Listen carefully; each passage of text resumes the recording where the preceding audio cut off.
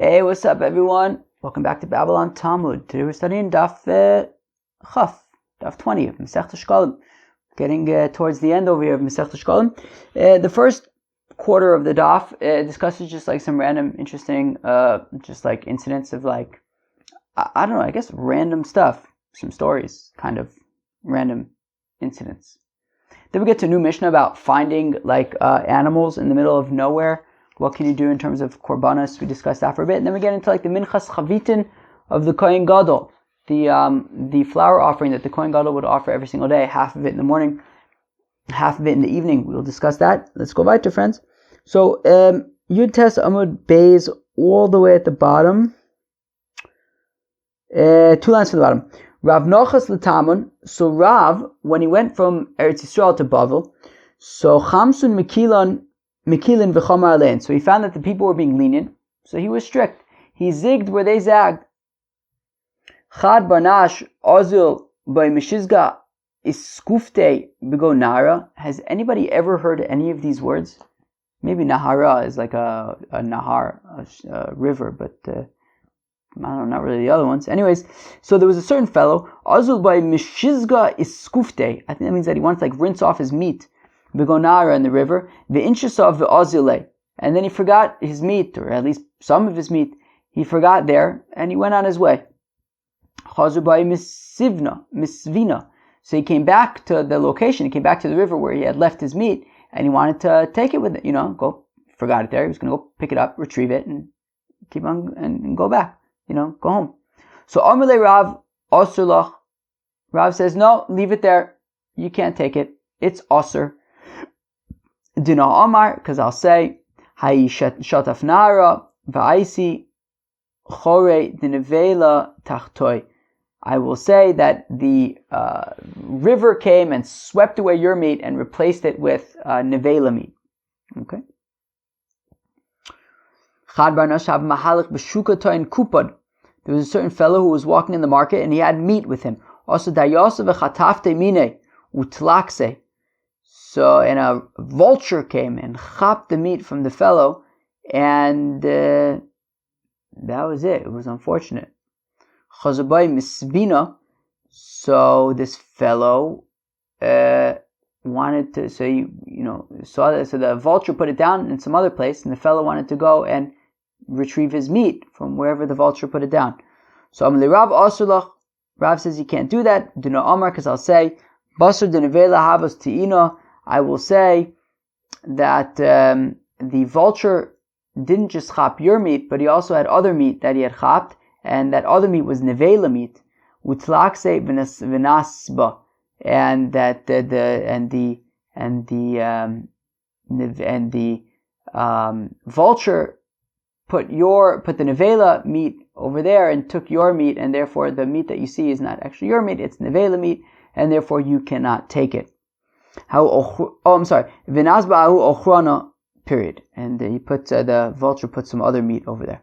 Ginoe, the Ginoe River, Shatav Zikin, swept up, what's it called? Kind of spat out, washed up. I think that's what I was looking for.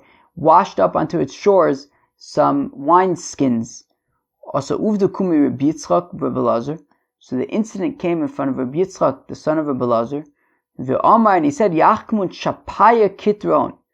Let the wine pourers come and use their expertise about wineskins to be able to distinguish if they recognize the knots as being their own. And if they can recognize the knots as being their own, well then we'll say that the wineskins are acceptable. But if they cannot recognize those knots, then they will not be acceptable.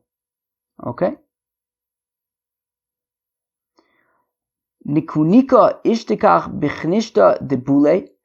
They found a container of wine, like a box full of wine, in the synagogue in Buli. Also, uvda kumi Rabbi Yirmiyah. The incident came before Rabbi Yirmiyah.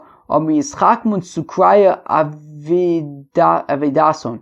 Let the people who mark up the boxes of wine come and tell if they can distinguish and recognize these markings on the box and see if they can determine that they belong to them. Okay. Great. Gedit soli ishtikach be'israte de gufta. They found some roasted kid meat, some roasted goat in the thoroughfare of a place called Gufta. Vitiru, and they said that it's okay, you can consume this goat meat. Mishum shnei devarim, for two reasons. Mishum mitzia, mishum rov malchid drachim. That the fact that, well, maybe it's a lost object, you have to do Hashavas Aveda. They said, no, you don't have to worry about Hashavas Aveda with this goat meat. And also, since the majority of the people walking over there are Yidden, you can assume that the meat is kosher. So you can assume it's kosher meat, and that, you don't have to return it. You don't have to do Hashavas Aveda. Mishum Mitzia, how come you don't have to do Hashavas Aveda? Titani, because we learned, Hamatzum yada arim yada gayis. If a fellow saves something from a lion or from warriors, soldiers, mishuna sayam, mishuna sanar, from I don't know, like an angry sea or an angry river. I forgot what the word that they used was, but like waves, some wild waves. Misrati gedola, miflati gedola, or from a big thoroughfare or a big area. Harei elu shalo, they belong to the fellow, right? So basically, if you find something, an object in these sort of extreme environments, so you can keep it. Because whoever owned these objects certainly gave up any hope of ever being reunited with these objects, once it falls into the lion's den or something like that. So if somehow you manage to chop it, you can keep it, because whoever it belonged to, he said, I don't think I will ever see this ever again. So he kind of gave up hope. And we also say that you don't have to be concerned about all the people around, meaning you don't have to be concerned that maybe this goat meat was slaughtered by a non-Jew, that maybe it belongs to a non-Jew, because we're talking about a situation where the people around most people around were Jewish. Because most people around were Jewish, you can assume that the meat is kosher. V'ishtikach min deveis Rebbe, and sof, it turned out that this goat meat actually came from the house of Rebbe. Igul de guvna ishtikach befundika de Levi. They found some cheese in the Airbnb, in the bed and breakfast of Levi. V'tiru mishum shnei dvarim. And once again, they permitted this cheese to be eaten for two reasons. Mishum matzio, mishum rov malchi drachim. Right? It was no problem of Hashavas Haveda, as we're going to see, for the same reason as before, and also there was no problem about all the people around. Mishum Mitzia, Titania Matzim Yada Gais, Yada Ayim, Mishuna Sayam, Mishuna Sanor, Misrati Gedola, Miflati Gedola, Arielu Shalo, right? That if somebody finds something in these certain contexts, you can keep it, because you assume that whoever owned it gave up hope from it. So I guess also if you just kind of find some cheese in a place, you can assume that whoever owned it gave up hope of being reunited with it. Okay, because they gave up hope. And also in terms of most people around, meaning that we might have to be concerned that maybe this cheese belongs to a non-Jew, in which case it would be a problem. But you don't have to be concerned about that, because as it turns out, it was a place where most people were Jewish. And it turns out in the end that this cheese actually came from the house of Rabbi Elazar Bar Yossi, so it was taka kosher. Says Rab Mana in the name of Rabbi Yossi, but lemaise, even though we said that in these cases, you can just keep it, the goat meat, the cheese, you're able to keep it, unless we see that the rabbis actually, when they find things like this, that technically speaking they could keep it, they announce about it, and then they try to see if they could find the original owner. So Rabbi Yossi responds to Rab Mana, At in havyoso mashkach lo nasvas. If you would find such an item, you wouldn't just chop it, you wouldn't just take it. Rabbi Yonah avuch lo amerkein. After all, your father Rabbi Yonah didn't agree with your sentiment. Elo amar, rather, what did he say? He said, Halavai kad nashkach min payuso legava. Halavai, if we should find something, we should find it from like some intersection where we wouldn't have to announce about it. So it says Rabbi Yossi, like, you really don't have to announce anything. So afilu kein ashkach v'lo nasiv. Even so, the rabbis, if they would find something, they wouldn't just take it. They would try to find the owner, even though they didn't necessarily have to. All right, sounds very beautiful. Halacha Gimel. All right, moving on. Says the Mishnah, if you find an animal between Jerusalem and Migdal Eder, okay, and basically that distance from Jerusalem to Migdal Eder, but like in all directions, right? So that distance, the equivalent of that distance in all directions. So if you find an animal, exactly that same amount in all directions. So if the animal that you find is a male animal, so you have to assume that it's an ola. And if the animal that you find is a female animal, you have to assume that it's a shlomim. Rabbi Yehuda Omer says, Rabbi Yehuda aroi lefsachim kodem l'regel lamed yom. Interesting. So Rabbi Yehuda says that if you find an animal that could theoretically be fit to be a korban Pesach, and you find it within 30 days of Pesach, well then you taka assume that it's a korban Pesach. So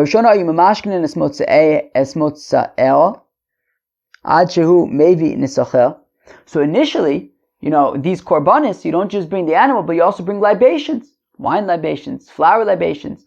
So initially they would say, look, if you found that animal, you're responsible to bring the libations. And they would take a collateral from the fellow until he brought the appropriate libations.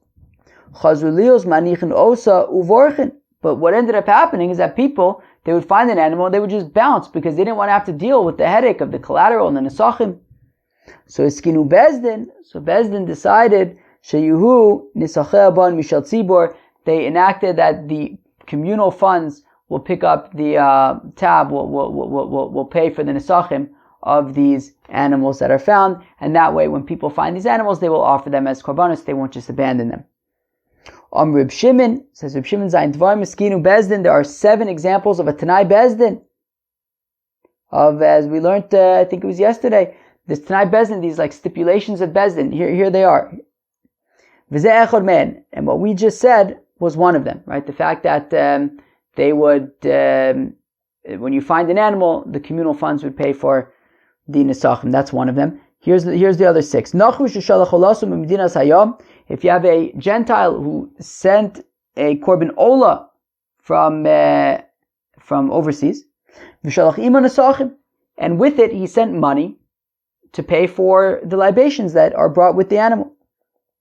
Craven Mishalo, so we use his money to pay for the libations. Thank you very much. He supplied us with money to pay for it, we use the money. But if he didn't send the money for the libations, so then the communal funds pay for the libations. Also a convert who passed away, and he left over some korbanis, some animals to be offered as korbanis. So if you also left over money to pay for nesachim, so then we use that money to pay for the nesachim. If not, so then the communal funds are used to pay for the offerings to the nesachim, for the offerings of these korbanos that belong to this convert.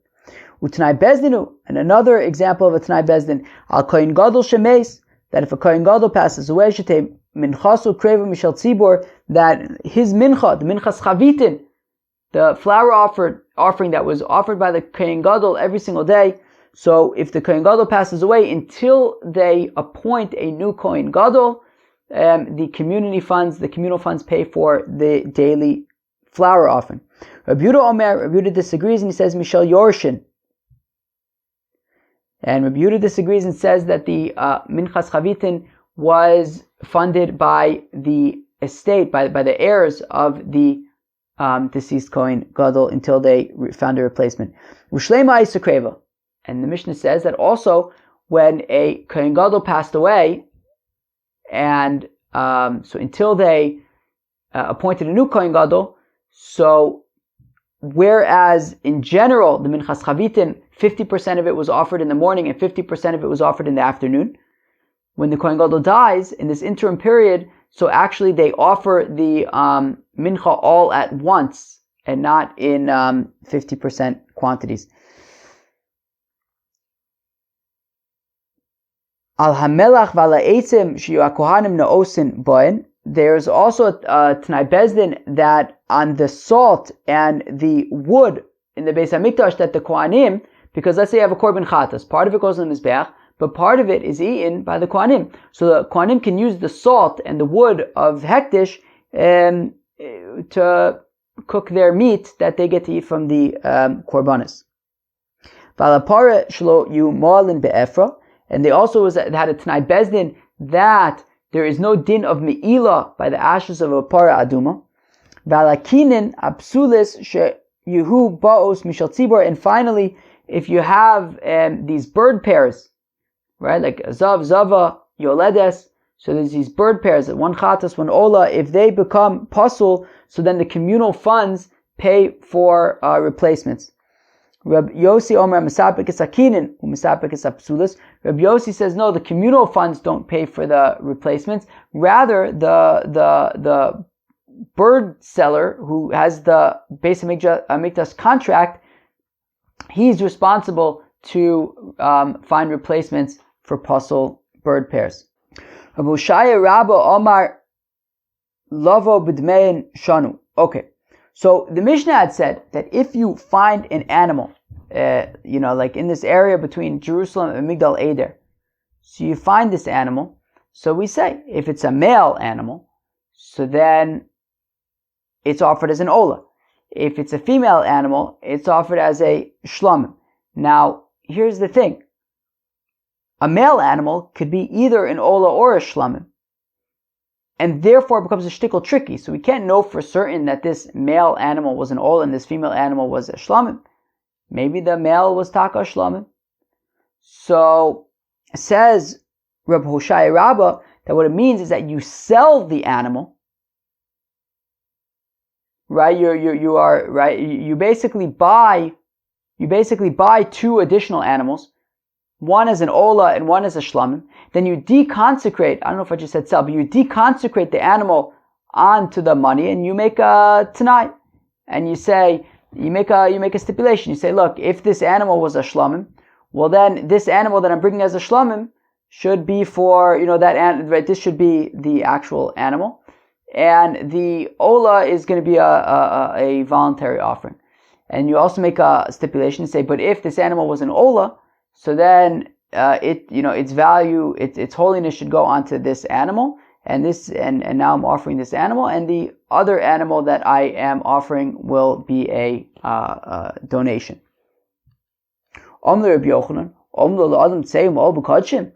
Says Rabbi Yochanan, what? Are we just going to say go and do me'ilah by kachim? Because the thing is, you're not allowed to just take an animal and deconsecrate it into money, right? If I take an animal and I set aside and I say, you're going to be an ola, that's it. It has to be an ola. I can't just decide, no, you know what? I'm going to deconsecrate it onto money and then use that money to buy a different, to bring a different animal. It doesn't work like that. You can't just do that. And therefore, Rabbi Yochanan takes issue with Rabbi Hushai because you can't just deconsecrate an animal if it doesn't have a mum. So rather, Ella hilchu b'en achar rov. Rather, Rabbi Yochanan suggests just go based on the majority. If rov zcharim olis, since the majority of males are olis, im rov nekeva zivchei shlamim, and the majority of female animals are shlamim. And therefore, since the majority of males are olis, we can assume that this is an ola. Since the majority of females are shlamim, we can assume that it's a shlamim. Which the Gemara asks, but what do you mean? Shlamim could be male or female. There's no indication that this male is a ola. Could just as well be a shlamim. So Kate said, rather says the Gemara, what do you do? Motzi on lechulin v'chozer v'ose osan olis. So rather what the Gemara suggests is that you wait until they get a blemish. You wait until the animal gets a blemish. And then once it gets a blemish, then you could be you could deconsecrate its value onto money. And then that money, it says you could buy olas, means even olas. You buy an ola and you buy a shlamim, and you make the stipulation that, if this animal was an ola, so then the ola that I'm offering is the proper animal and the other one is a voluntary one, or if it's a shlamim, then the shlamim is the proper offering and the other one is the voluntary one. Okay, fine. Reb Zeira says, Reb Zeira Kimada Omar Tamon. So Reb Zeira gives a different explanation. And he says it's like what you said over there, Tanai Bezdin ala Mosaru Shikuvu Olis, that just like we said that when you have the leftover money from Achatas, you could offer it as an Ola. It's a Tanai Bezdin. That Bezdin stipulated that when you have money left over from Achatas, you can offer it as an Ola. So Ken Atmar Uf Acha Tanai Bezdin ala Ovdo Shikarvu Olis. It's also a Tanai Bezdin here also that when you find an animal and you don't know what it is, so you can assume that it's an Ola. It's a Tanai Bezdin. Bezdin said that that's what you could do, so you could do it. Rabbi Yosef to Yaakov Bar Acha says Rabbi Yosef to Yaakov Bar Acha, who we know from Masechta Lamed Aleph, who we know from Daf Lamed Aleph of Masechta Brachas, right? Rabbi Lazar and Rabbi Simon were sitting over there, and Rabbi Yaakov Bar Acha passed by, and one of them said, "Wow, look at this guy. He is he's a Yarei Chet," and the other one says, "Look at him. He's a Talmud Chacham." To which he said, "What? It's a better to be a Yarei Chet than to be a Talmud Chacham." So this is Rabbi Yaakov Bar Acha, the Yarei Chet and the Talmud Chacham. Anyways, so Rabbi Yossi says to Rabbi Yaakov Bar Acha, "So ein zemezid?" Question mark. But what do you mean? How can you just say that if you find a random animal, you could offer it as an Ola? What if it's a Shlamim? You can't just make a Shlamim into an Ola. You can't do that. So I'm Mekevin Shu Tanai Bezdin ein zemezid. To which Rav Yaakov Bar Acha answers, says, yeah, you can, because it's the Tanai Bezdin. If Bezdin said that this is what you do, this is what you do. This Tanai Bezdin Indian is so interesting that Bezdin can just do that. They could just say, yeah, whatever, if you find an animal, offer it as an Ola. What if it's a Shlamim? Doesn't matter. Bezdin said you could do it, you could do it. Super interesting. Amr Rabbi Yasa, says Rabbi Yasa, who I think is Rabbi Yossi, Adon Tamon, when I was in Bavel, before I made it to Eretz Yisrael, Shamois Kal Rav Yehuda Shal Shmuel. I heard Rav Yehuda ask Shmuel, I believe we saw this yesterday, if a shiklo of a mace, what if you have a fellow who set aside his machzis a shekel and then he passed away? Amle Yiplu L'Nedava. Shmuel answers that the money will be used for a Nedava, for the Olas Ketz Mizbeach, these extra offerings when there was nothing else in the Mizbeach. Umosa Asir Se'efa Shalo. What if you have leftover money from the purchasing of the tenth of an ephah for the minchas chavitin of the Kohen Gadol? What do you do with that extra money? Rabbi Yochanan Amar Yolichem Liyam Melach. Rabbi Yochanan says, throw it into the Dead Sea. Rabbi Elazar Amar Yiplu L'Nedava. Rabbi Elazar says that no, the leftover money is goes for the Nedava, for the Ketz Mizbeach. Asir Sa'efa Shekohen Gadol. How exactly do you prepare this Asir Sa'efa of the Kohen Gadol? Every single day, the Kohen Gadol would bring a flour offering, a minchas chavitin.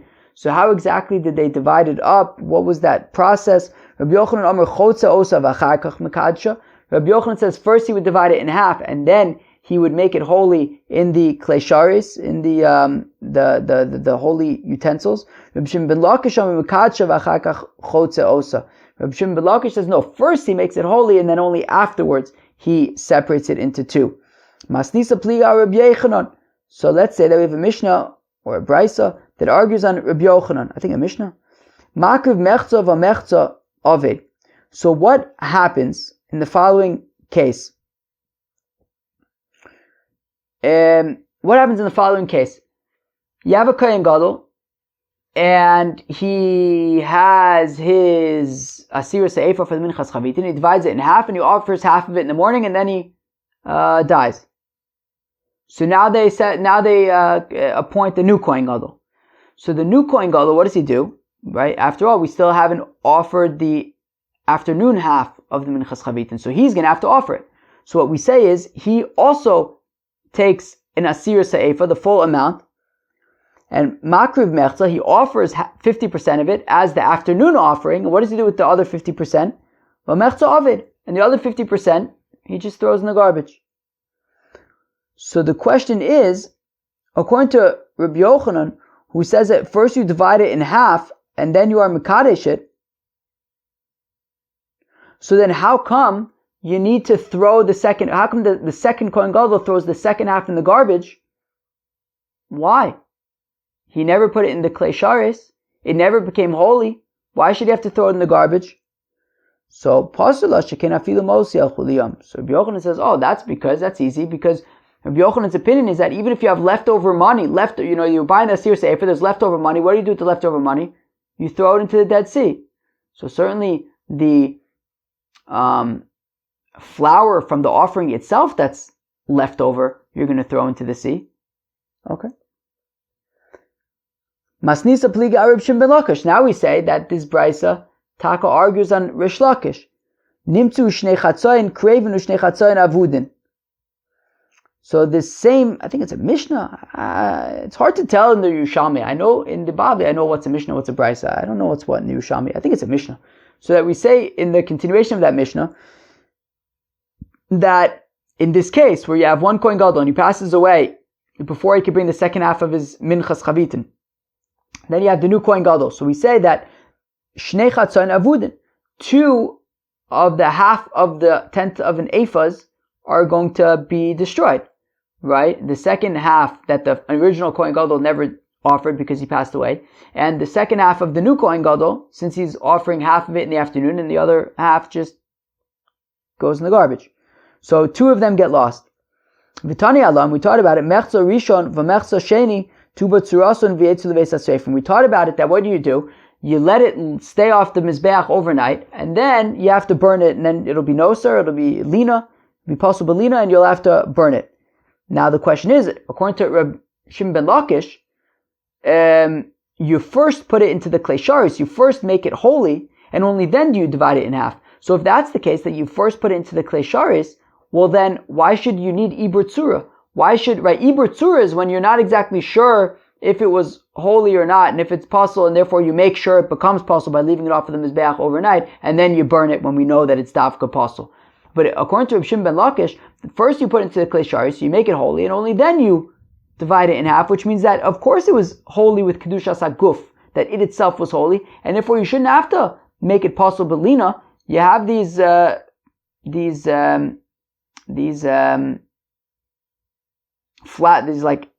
of the flour offerings that were holy, that they were made holy, and there's nothing to do with them. So why can't you just burn them immediately?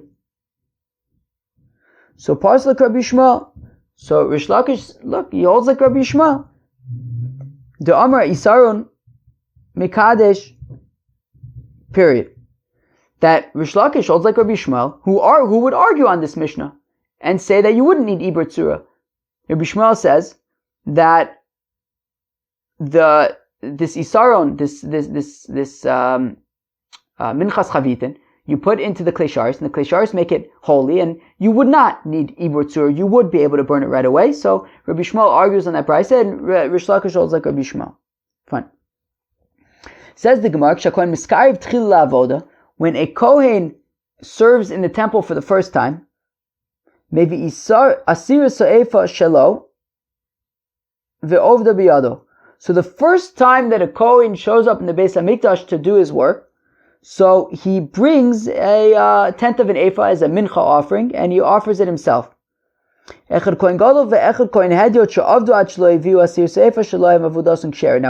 it's a Kohen Gadol, whether it's a Kohen Hedyot, if they had done other avoda in the Beis HaMikdash before having brought this flour offering, meaning the first thing that they're supposed to do is bring this flour offering. The first time that they're serving, the first thing they're supposed to do is bring this flour offering. But if they didn't do that, if they did some other service and only got to the flour offering later, it's okay. The avoda, the work that they did prior is fine. It's kosher. Reb Mana wanted to say, what happens if you have a fellow who on Mamish's first day, being a Kohen in the Beis HaMikdash, they Mamish make him the Kohen Gadol? Interesting. Maybe Shtayim. So Yitaka brings 2 flour offerings. Achas l'chinucho. So the first one being his inaugural flour offering. V'achas l'chovas hayom. And then the second one for his minchas chavitin. Interesting. Tufine. The pasuk says that the minchas chavitin of the Kohen Gadol needs to be baked. Tufine ve'im b'shachris tufine. You bake it at the time that you offer it. You do not bake it before then. Do not bake it before it gets light out. But we have a Mishnah in Talmud that says, Ha'emidu In Masechta Tamid that says Hamidu Osa Chavitin Lasos Chavitin. But one second, we have a Mishnah in Masechta Tamid that says that already before the day would begin, before daylight, they would set up the fellows who would prepare the Minchas Chavitin to make the Minchas Chavitin. So it sounds like they were already preparing and baking the Minchas Chavitin before the daylight, not at the time that it was offered. Amr B'chia Bar Acha Lasos Chamen L'Revucha. So it says B'chia Bar Acha, no, what they were doing in advance was preparing the hot water that they were going to pour onto it later to scald it. But they weren't actually baking the Minchas Chavitin in advance. Tufine, when it says in the pasuk baked, Reb Yasa b'shem Reb Chanina mitagna v'achar kach ofa. First he fries it a shtickle and then he bakes it. Ofa osa. Reb Acha b'shem Reb Chanina ofa osa v'achar kach mitagna. Whereas Reb Acha in the name of Reb Chanina says that first he would taka bake it and then he would fry it. Tufine te'afena na. So now we have a brisa that says that when it says baked, it means bake it when it's partially cooked. Rebbe Omer te'afena na'eh. Whereas Rebbe says bake it when it's beautiful. Reb Dosa Omer te'afena riba. And Reb Dosa says that it means bake it a lot. Okay? Meaning bake it and fry it. Okay? Now, we want to say asin ilen pal gavasa ke heinin pal gavasa. So we want to say that the machlokas amoraim is like the machlokas tanoim, right? We saw the machlokas amoraim, that one opinion is first you bake it, then you fry it. The other opinion is first you fry it, then you bake it. Now we have machlokas tanoim, where the Tanakama says that you bake it, that you bake it when it is like a little bit cooked, right? And Rebbe says you bake it when it's beautiful. So let's say Manda Amr Te'afena Noeh, that the Tanaka, that Rebbe who says bake it when it's beautiful is Kimanda Amr Ofe V'achar Kach Mitagna. It's like the Amora who says that first you bake it and then you fry it. So I mean you're baking it when it's still beautiful and fresh, and then you fry it afterwards. Manda Amr Te'afena No, and the Manda Amr, the Tanakama who says that it means bake it when it's slightly cooked. So Kimanda Amr Mitagna V'achar Kach Ofa. So he's going to hold like the opinion which says that first you fry it and you cook it a little bit, basically by frying, and then afterwards you bake it. Alright, very beautiful. Losov Dover Shemes.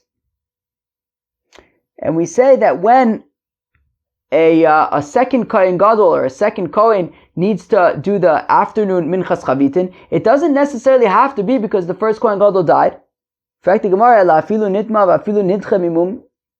Could it be that even if the Kohen Gadol got Tameh, or even if, or maybe if he got like a permanent blemish, are these also reasons why somebody else would bring the afternoon chavitin offering? So Tani Rabbi Yehuda bar Pazi Devar Daloya Vafilu Nidcha Mimum.